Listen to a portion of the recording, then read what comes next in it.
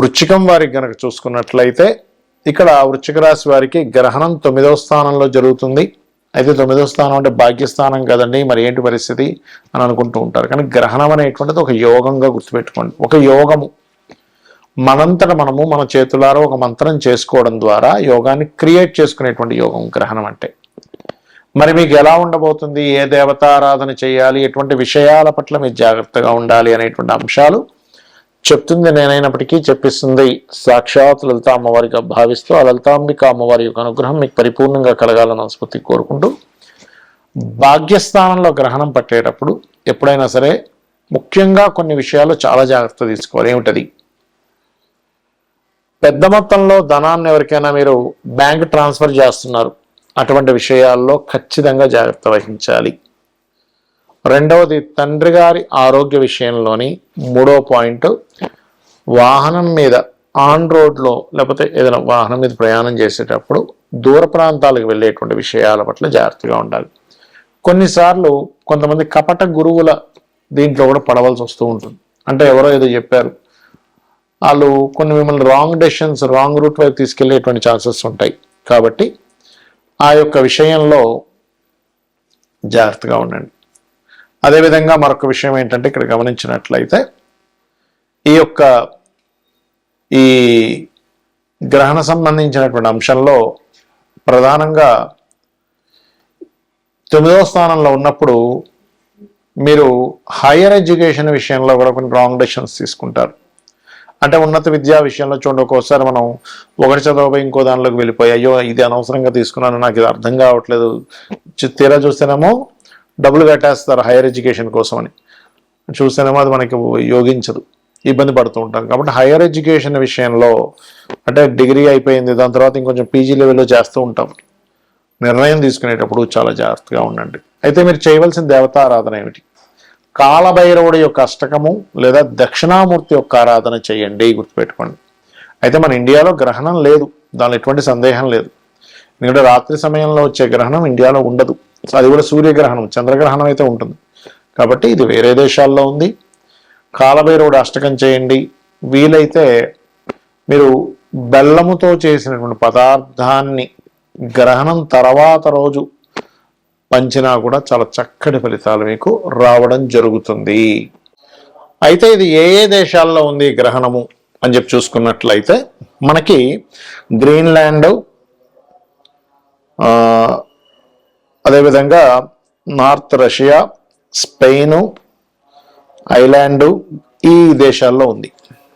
ఎందుకంటే ఎప్పుడైనా సరే మనకి సూర్యగ్రహణం ఉందా లేదా, చంద్రగ్రహణం ఉందా లేదా ఎలా చెప్తాము అంటే, ఇది చూడండి మన ఇండియాలో రాత్రి సమయం అది, అంటే 11:17 నుంచి తెల్లవారుజాము 4:25 అప్పుడు మనకు సూర్యుడే కనబడగా కదా, కాబట్టి సూర్యగ్రహణం మనకి లేదు.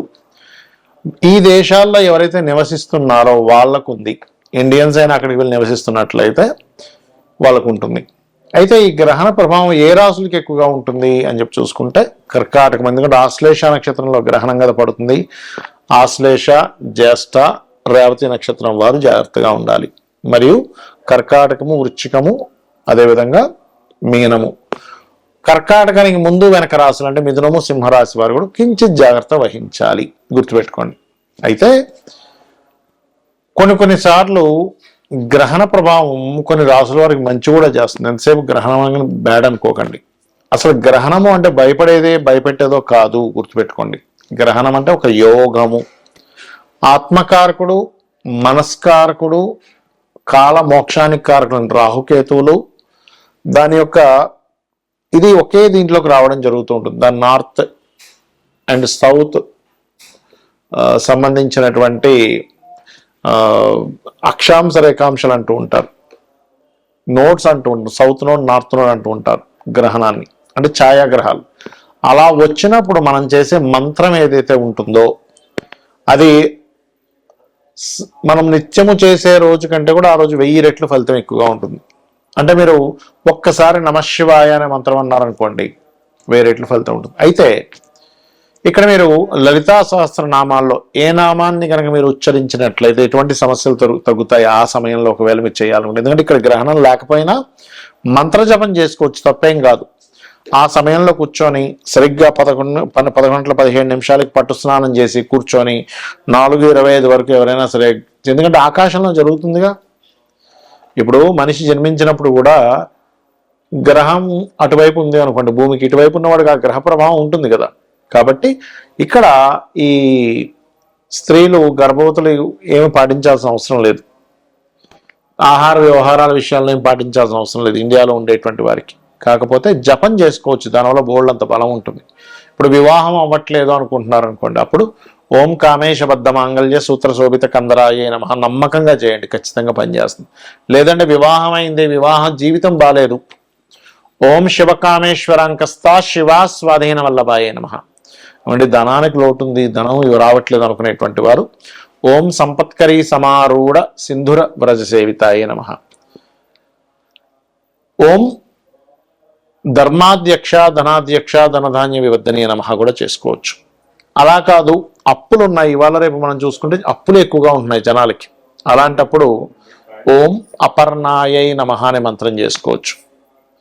అలా కాదండి, మాకు వ్యాపార సంబంధించినటువంటి అంశాల్లో ఇబ్బంది వస్తుంది, వ్యాపారం పరంగా మేము చాలా ఇబ్బంది పడుతున్నాము అని అనుకునేటువంటి వారు ప్రధానంగా మీరు చేయవలసింది ఓం ఇంద్రగోప పరిక్షిప్త స్మరతూనా భజంగికాయై నమః అనే మంత్రం చేసుకోండి. ఇలా మీరు కనుక చేసుకున్నట్లయితే ఖచ్చితంగా మీకు బాగుంటుంది, అందులో ఎటువంటి సందేహం లేదు. అయితే ఎప్పుడు కూడా గ్రహణాన్ని అమ్మో గ్రహణం వస్తుంది అని భయపడ్డం కాదు, అదొక యోగంగా చెప్పారు మనకు శాస్త్రాల్లో.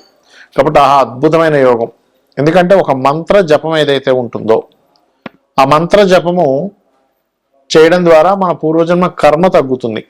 ఎప్పుడైతే పూర్వజన్మ కర్మ తగ్గుతుందో మీకు ఆటోమేటిక్గా అన్నీ బాగుంటూ ఉంటాయి. కొంతమంది హెల్త్ ఇష్యూస్ ఉంటాయి చూడండి, అలాంటప్పుడు హెల్త్ ఇష్యూస్ ఉన్నప్పుడు ఏంటంటే ప్రధానంగా ఓం సర్వవ్యాధి ప్రశమని సర్వమృత్యు నివారిణి అగ్రగణ్య చింత్య రూప కలికల్మషనాశిని.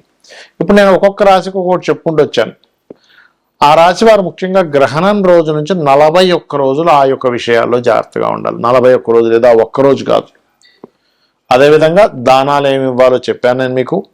మరొక విషయం ఏంటంటే, ఏమంటే నాకు రాశి తెలియదు, ఏమీ తెలియదండి, కానీ గ్రహణ ప్రభావం నా మీద ఉంటుందా అంటే మీరు ఆ సమయంలో మీ ఇష్టదైవాన్ని స్మరించుకోండి, సరిపోతుంది. రాశి తెలియదు అన్నప్పుడు పేరుతో చూసుకోవడం, పేరుతో చూసి గ్రహణం పడుతుంది అనుకోవడం అనేటువంటిది కరెక్ట్ కాదు.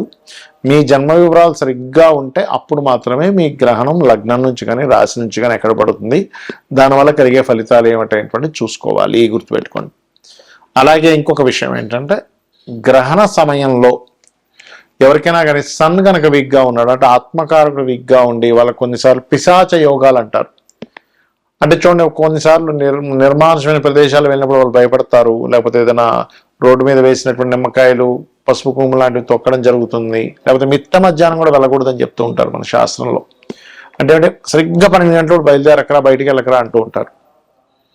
లేదా సరిగ్గా అర్ధరాత్రి అప్పుడు చీకటిగా ఉన్నప్పుడు అమావాస్య సమయాల్లో, ఎందుకంటే ఇది అమావాస్య, ఈ అమావాస్య నాడు మన ఇండియాలో అయినా ఫారిన్ కంట్రీస్లో అయినా ఈ గ్రహణం కరెక్ట్గా మనకు అర్ధరాత్రి సమయంలో 11:15 నుంచి 4:25 మధ్యలో పడుతుంది. కాబట్టి దయచేసి బయట నిర్మానుషమైన ప్రదేశాలకు వెళ్ళకండి.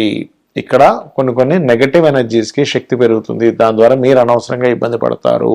శ్రీమాత్రే నమః.